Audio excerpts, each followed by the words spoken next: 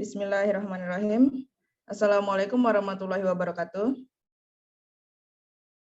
Selamat siang yang kami hormati Bapak Gesit Yuda MIP selaku dosen filsafat umum dan teman-teman yang saya banggakan.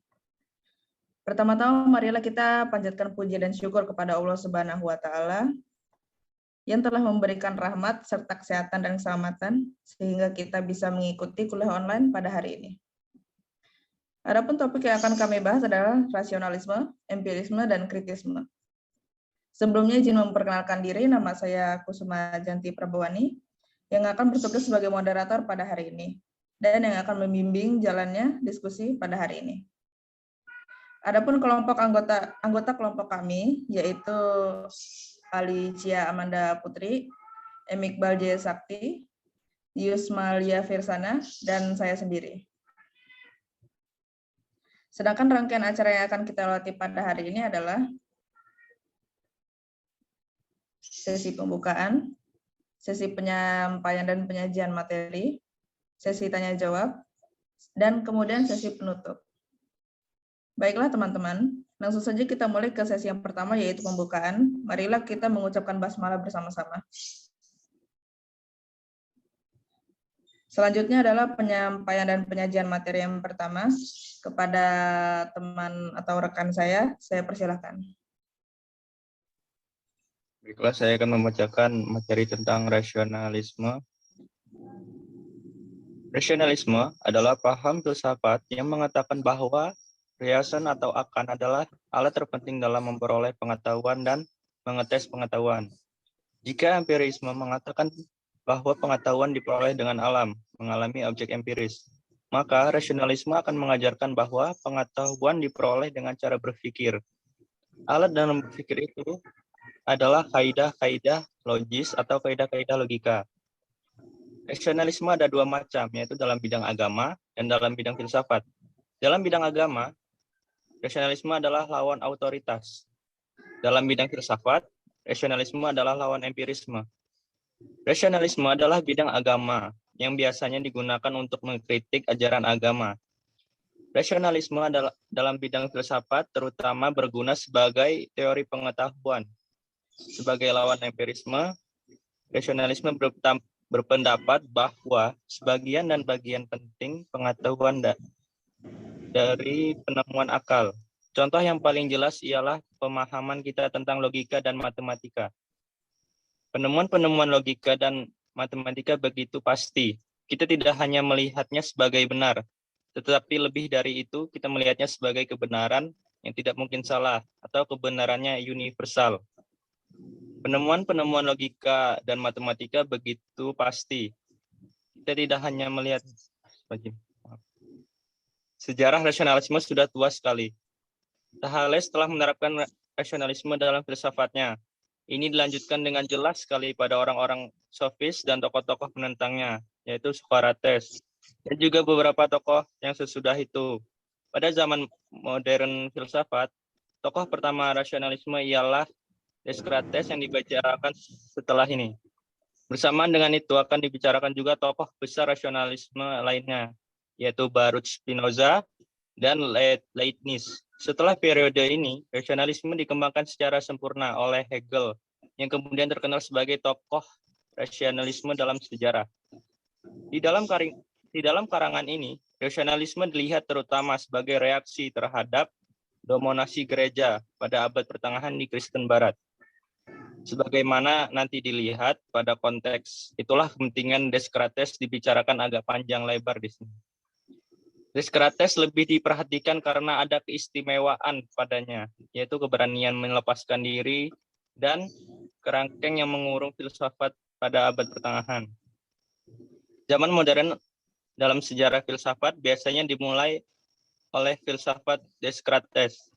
Tentu saja pernyataan ini bermaksud menyederhanakan permasalahan. Kata modern di sini hanya digunakan untuk menunjukkan suatu filsafat yang mempunyai corak yang cukup berbeda, bahkan berlawanan dengan corak filsafat pada abad pertengahan Kristen. Corak utama filsafat modern yang dimaksud di sini ialah dianutnya kembali rasionalisme seperti pada masa Yunani kuno. Gagasan itu disertai oleh argumen yang kuat, diajukan oleh Descartes. Oleh karena itu, gerakan pemikiran Descartes sering juga disebut sebagai Renaissance. Apa yang lahir kembali itu? Ya, rasionalisme Yunani itu. Yang harus diamati di sini ialah apakah konsekuensi rasionalisme pada masa Yunani akan terulang kembali? Descartes dianggap sebagai bapak filsafat modern. Menurut Bertrand Russell, anggapan itu memang benar, kata bapak. Diberikan kepada Descartes karena dialah orang pertama pada zaman modern yang membangun filsafat berdiri atas keyakinan diri sendiri yang dihasilkan oleh pengetahuan. Akilah, dialah orang yang pertama di akhir abad pertengahan itu yang menyusun argumentasi yang kuat, yang distinsik, yang menyimpulkan bahwa dasar filsafat haruslah akal, bukan perasaan, bukan iman, bukan ayat, suci, bukan yang lainnya. Parlemen Inggris pada tahun 1612 Descartes pergi ke Perancis. Ia taat mengerjakan ibadah menurut ajaran agama Katolik, tapi juga menganut Galileo yang pada waktu itu masih ditentang oleh tokoh gereja dari tahun 1629 sampai tahun 1649 ia menetap di Belanda. Pengaruh keimanan yang begitu kuat pada abad pertengahan yang bergambar dalam ungkapan Credo Intelligem itu telah membuat para pemikir takut mengemukakan pemikiran yang berbeda dengan pendapat tokoh gereja. Apakah ada filsuf yang mampu dan berani menyelamatkan filsafat yang cekram oleh iman abad pertengahan itu? Ada, tokoh itu adalah Descartes. Descartes telah lama merasa tidak puas terhadap perkembangan filsafat yang amat lamban dan banyak mengamalkan korban itu. Amat lamban terutama bila dibandingkan dengan perkembangan filsafat pada masa sebelumnya. Ia melihat tokoh-tokoh gereja yang mengatasnamakan agama telah menyebabkan lambannya perkembangan itu. Ia ingin filsafat dikembalikan kepada semangat filsafat Yunani, yaitu filsafat yang berbasis pada akal. Ia ingin menghidupkan kembali rasionalisme Yunani.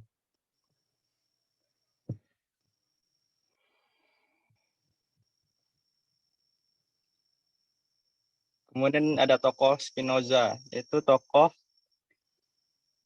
yang lahir pada 1632 dan meninggal pada tahun 1667. Nama aslinya adalah Baruch Spinoza. Setelah ia mengucilkan diri dari agama Yahudi, ia mengubah namanya menjadi Benedictus de Spinoza di pinggiran kota Amsterdam. Menurut Solomon, cara terbaik mempelajari metafisika modern ialah mempelajari karya-karya metafisika pada para filsuf. Yang mempelajarinya jangan terpisah-pisah. Misalnya, kosmologi lebih dahulu, kemudian ontologi. Cara seperti ini akan menyulitkan kita mengetahui hubungan perekat dalam sistem filsuf tersebut. Untuk pengantar mempelajari metafisika modern, Solomon menganjurkan mempelajari lebih dulu metafisika pada abad ke-17. Filosofnya ialah Spinoza dan yang kedua ialah Leibniz. Filosof kedua ini adalah filosof Jerman modern terbesar yang pertama. Metafisika modern biasanya dikatakan dimulai oleh Descartes. Metodenya tercapai kepada kepastian sempurna lewat dedukasi matematis sah untuk diterima. Akan tetapi, halnya tidak sederhana itu. Metafisika mempunyai jalur yang panjang. Melintasi abad pertengahan, barulah kepada Descartes. Oleh metafisika, Descartes adalah substansi dan definisi yang sesungguhnya. Karena itu, kita tidak usah heran menemukan bahwa konsep sentral dan maupun Leibniz ternyata mengikuti pemikiran Descartes itu. Dua tokoh sudah ada pada zaman Aristoteles. Sebagai Aristoteles, ia pun berpendapat bahwa sesuatu untuk ada tidak memerlukan yang lain. Baik, Spinoza terakhir ini juga menjadikan substansi sebagai tema pokok dalam metafisika mereka. Dan mereka berdua juga mengikuti metode Descartes. Tiga filsuf ini, Descartes, Spinoza, dan Leibniz, biasanya dikelompokkan ke dalam satu mazhab, yaitu rasionalisme.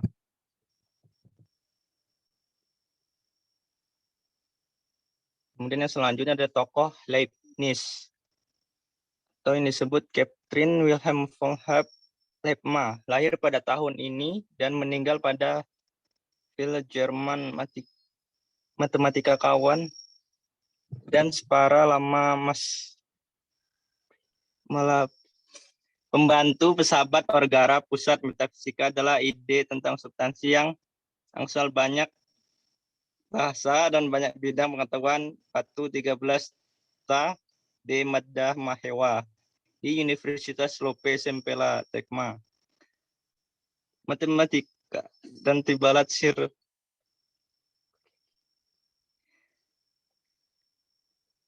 Sementara itu, Spitzer berpendapat bahwa hanya ada satu subbuting. Ennis berpendapat bahwa subita itu banyak. Ia menyebut substansi itu momen setiap mana berbeda satu dengan yang sesuatu yang penal dan satunya al yang tak gapta adalah pencipta. Maka karya Lebo tentang ini diberi judul mendologi. Men yang kita bicarakan di sini adalah substansi yang sederhana, yang selanjutnya menyusun substansi yang lebih besar. Harus ada substansi yang sederhana karena adanya susunan itu, karena susunan lain tidak lain dari suatu koleks substansi furuna. Satu substansi sederhana ialah substansi terkecil yang tidak dapat dibagi, adapun substansi yang berupa susunan atau komposites jelas dapat dibagi.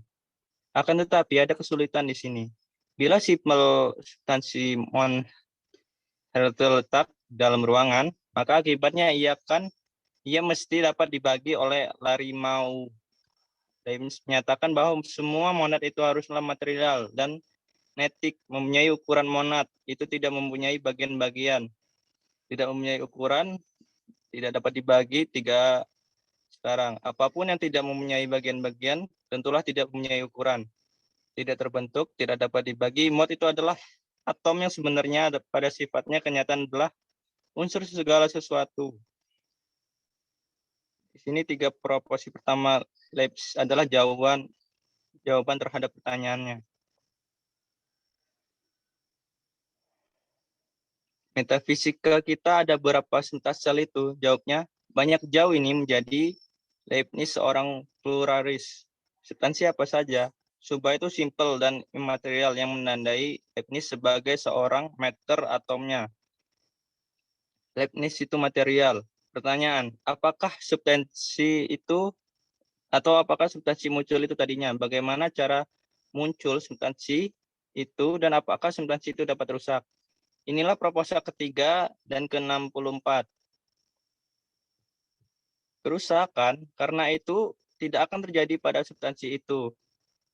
Tidak dapat dibagi karena imaterial itu. Dengan cara yang sama, tidak ada jalan untuk memahami simple tense itu diciptakan come into existence karena monad itu tidak dapat dibentuk dengan menyusun. Monad tidak mempunyai kualitas, karenanya mestinya mereka tidak akan pernah ada. Dan jika substansi sederhana tidak akan dapat dibedakan satu dengan lainnya.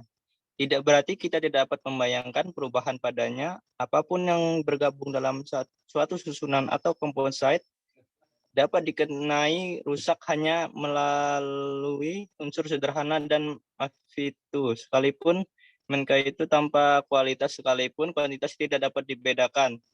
Tetap saja dapat dibedakan bila kita membayangkan sesuatu yang penuh oleh roh di sana. Setiap sesuatu hanya menerima ruang sebesar dirinya.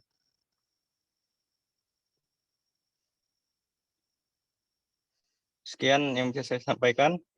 Saya kembalikan ke moderator. Baik, terima kasih Iqbal atas penyampaiannya yang baik ini. Baik, akan kita lanjutkan materi yang bagian B.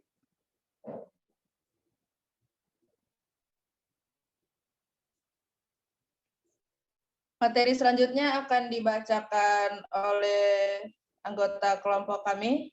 Kepada beliau saya persilahkan. Baiklah, saya akan membacakan materi tentang empirisme. Empirisme adalah suatu doktrin filsafat yang menekankan peranan pengalaman dalam memperoleh pengetahuan serta pengetahuan itu sendiri, dan mengecilkan peranan akal. Istilah empirisme diambil dari bahasa Yunani, empiria, yang berarti coba-coba atau pengalaman. Sebagai doktrin, empirisme adalah lawan rasionalisme. Dua ciri pokok empirisme yaitu mengenai teori tentang makna dan teori tentang pengetahuan.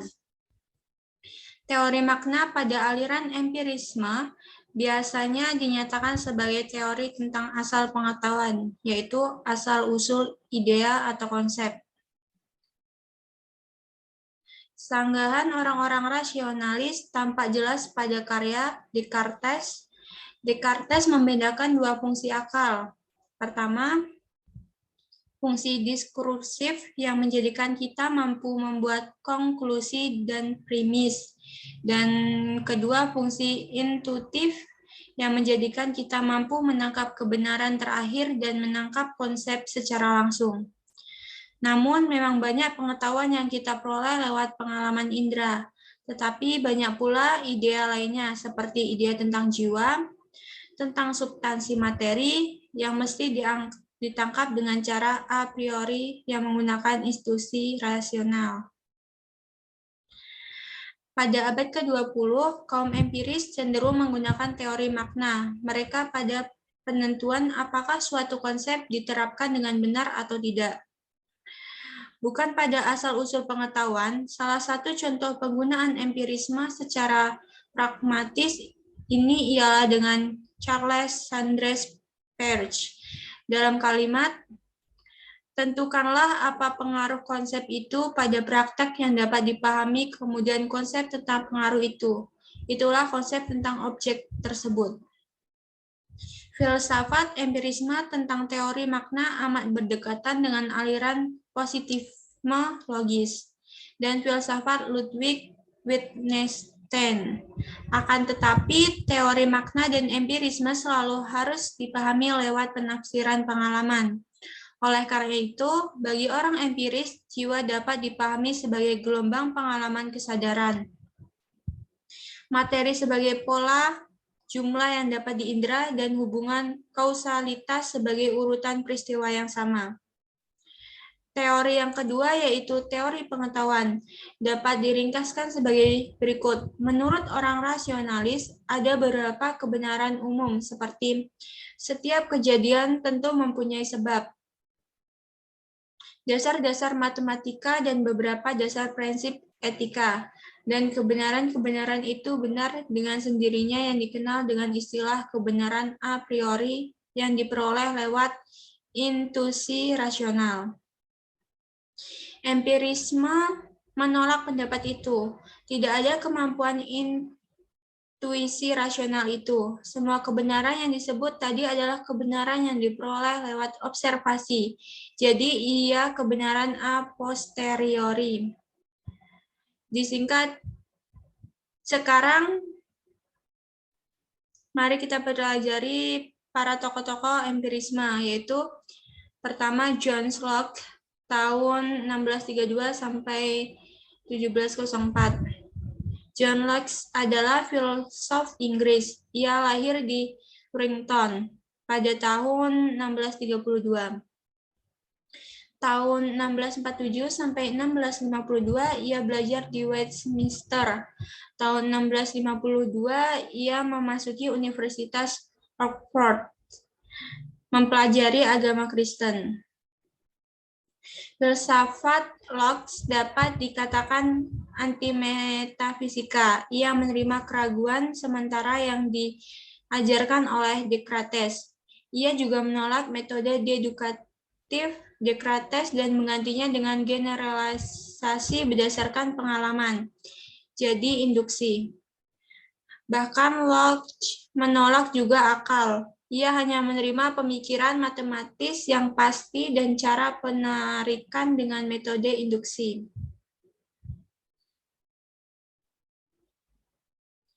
Yang kedua, David Hume, tahun 1711 sampai 1776. Solomon menyebut Hume sebagai ultimate skip tingkat tinggi. Ia dibicarakan di sini sebagai seorang skeptis dan terutama sebagai seorang empirisis. Menurut Bertrand Russell, yang tidak dapat diragukan lagi pada Hume ialah ia seorang skeptik. Sama dengan pendahulunya yang empirisis, Hume menyatakan bahwa semua pengetahuan dimulai dari pengalaman indera sebagai dasar. Kesan baginya sama dengan penginderaan pada Locke adalah basis pengetahuan. Selanjutnya ia menyatakan sebagai berikut. Semua persepsi jiwa manusia terbentuk dari dua alat yang berbeda, yaitu impression dan idea. Perbedaan kedua-duanya terletak pada tingkat kekuatan dan garisnya menuju jiwa dan jalan masuk ke kesadaran. Hume mengajukan 3 argumen untuk menganalisis sesuatu. Pertama, ada idea tentang sebab akibat, suatu kejadian yang disebabkan oleh kejadian lain. Kedua, karena kita mempercayai kausalitas dan penerapannya secara universal, kita dapat memperkirakan masa lalu dan masa depan kejadian. Ketiga, dunia luar diri memang ada, yaitu dunia yang bebas dari pengalaman kita. Dunia itu ada sekalipun kita tidak mempunyai kesan dan ide tentangnya.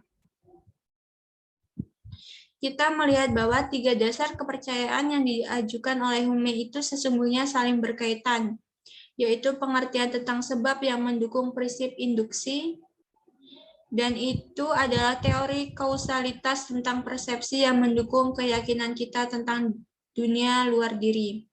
Hume sebenarnya mengambil kausalitas sebagai pusat utama seluruh pemikirannya. Mengenai soal ini, Hume menyatakan bahwa bila Anda ingin puas, Anda mesti meneliti bagaimana Anda sampai pada pengetahuan tentang sebab akibat.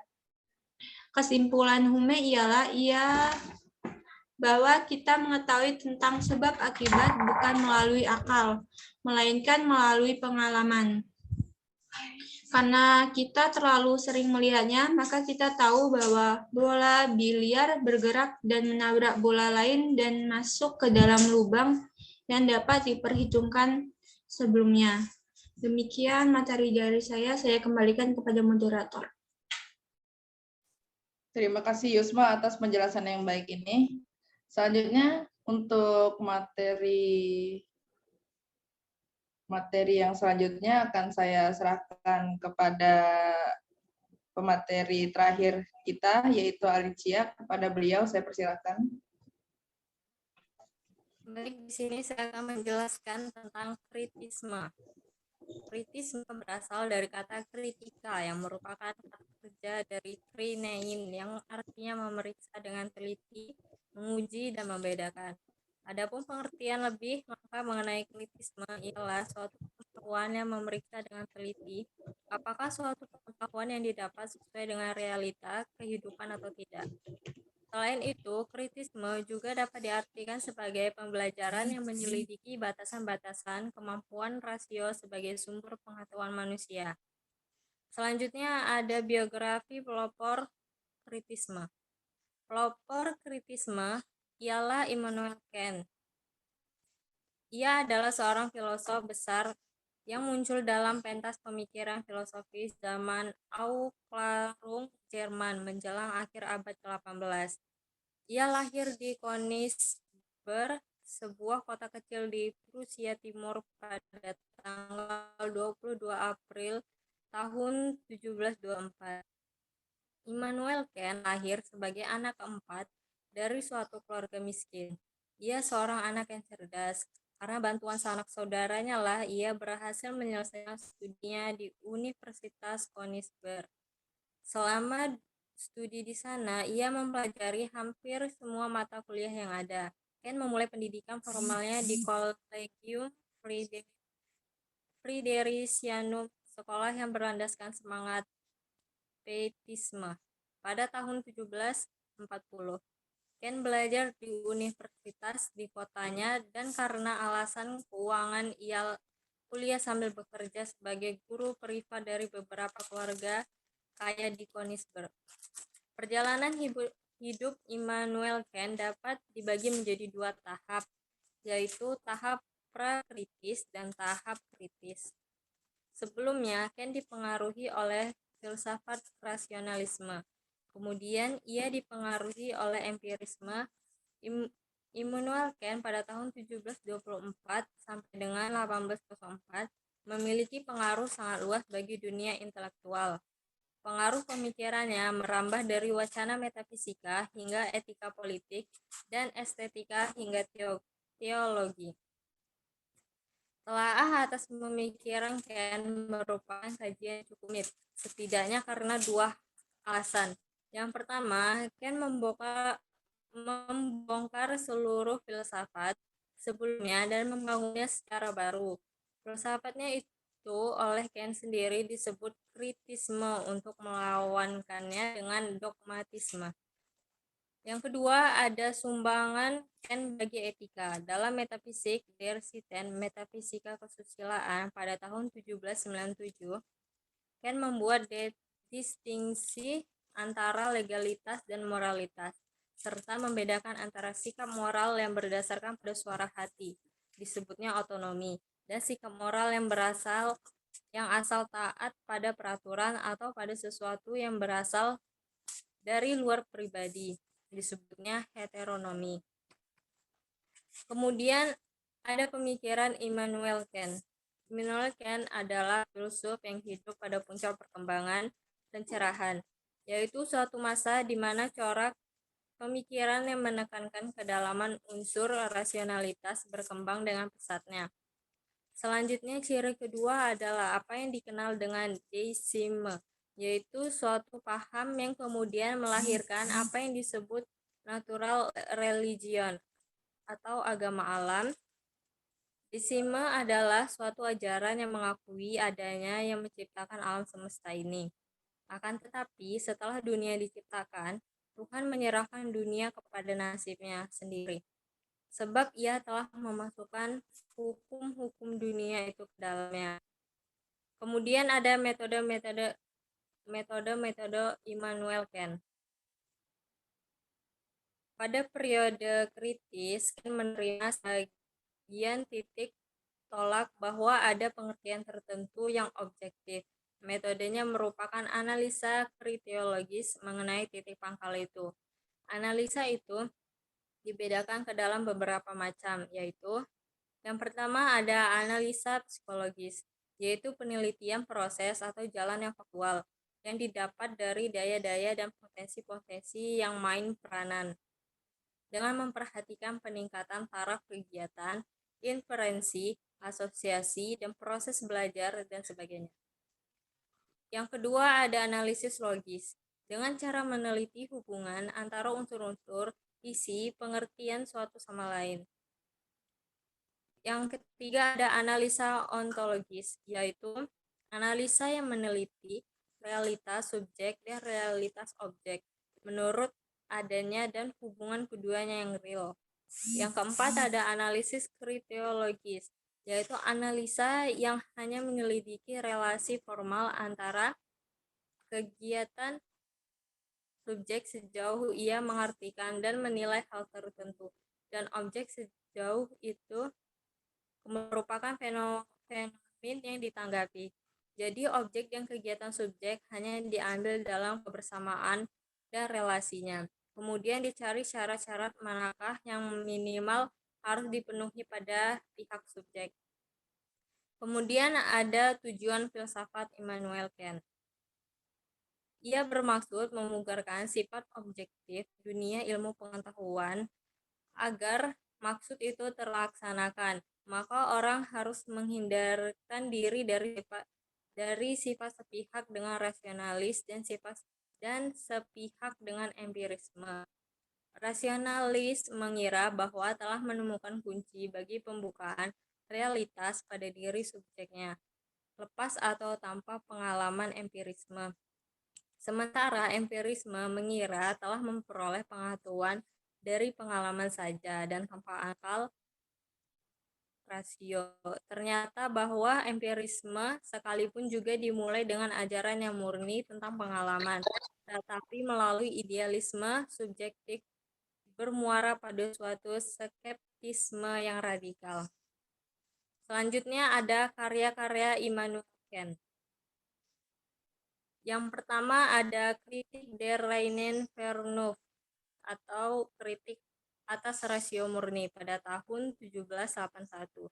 Dalam kritik ini Kant menjelaskan bahwa ciri pengetahuan adalah bersifat umum, mutlak, dan memberi pengertian baru.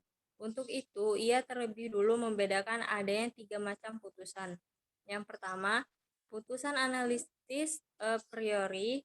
Yang kedua, putusan sintesis a posteriori. Yang ketiga, putusan sintesis a priori. Kemudian yang kedua ada kritik der praktischen Vernunft, kritik atas rasio praktis pada tahun 1788. Dalam kritik atas rasio praktis, Kant berusaha menemukan bagaimana pengetahuan moral itu terjadi. Pengetahuan moral misalnya dalam putusan orang harus jujur, tidak menyangkut kenyataan yang ada, melainkan kenyataan yang seharusnya ada. Pengetahuan macam ini bersifat a priori sebab tidak menyangkut tindakan empiris, melainkan asas-asas tindakan. Kritik atas rasio praktis ini melahirkan etika. Maxim, aturan pokok, adalah pedoman subjektif bagi perbuatan orang, perseorangan atau individu, sedangkan empiritif perintah merupakan asas kesadaran objektif yang mendorong kehendak untuk melakukan perbuatan. Yang ketiga, ada kritik der Urteilskraft, kritik atas daya pertimbangan pada tahun 1790. Kritik atas daya pertimbangan terdiri dari sebuah pendahuluan. Kant mengemukakan 8 pokok persoalan, diantaranya adalah bagaimana cara ia berusaha merukunkan 2 karya kritik sebelumnya di dalam satu kesatuan yang menyeluruh. Bagian pertama dari karya itu berjudul Kritik atas daya penilaian estetis dan terbagi menjadi 2 bagian yang terkait dengan penilaian estetis, yaitu analisa daya penilaian estetis dan dialektika daya penilaian estetis. Analisa putusan estetis dibagi lagi menjadi 2 bagian, yaitu analisa tentang cantik, beautiful, dan analisa tentang agung, sublime. Kritik atas daya pertimbangan yang dimaksud oleh Kant adalah mengerti persesuaian kedua kawasan itu. Hal itu terjadi dengan menggunakan konsep finalitas. Finalitas itu bersifat subjektif dan objektif. Kalau finalitas bersifat subjektif, manusia mengarahkan objek pada diri manusia sendiri. Inilah yang terjadi pada pengalaman estetis kesenian. Dengan finalitas yang bersifat objektif, dimaksudkan keselarasan atau satu sama lain dari benda-benda alam. Sekian presentasi dari saya kembalikan kepada moderator. Terima kasih Alicia atas penjelasannya. Kesimpulan dari makalah hari ini adalah filsafat diakui sebagai induk ilmu pengetahuan, the mother of science, yang mampu menjawab segala pertanyaan dan permasalahan, mulai dari masalah-masalah yang berhubungan dengan alam semesta, hingga masalah problematika dan kehidupannya. Dengan demikian, telah banyak aliran filsafat yang bermunculan, yang memiliki kekhasan masing-masing sesuai dengan metode yang dijalankan dalam rangka memperoleh kebenaran. Di antara filsafat yang bermunculan, ada rasionalisme, empirisme, dan kritisme.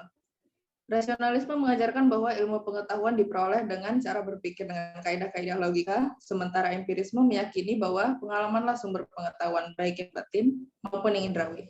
Sedangkan kritisme yang digagas oleh Immanuel Kant beranggapan bahwa pengetahuan itu diperoleh dari apa yang disebut akal murni, yang diikuti dengan etika dan estetika.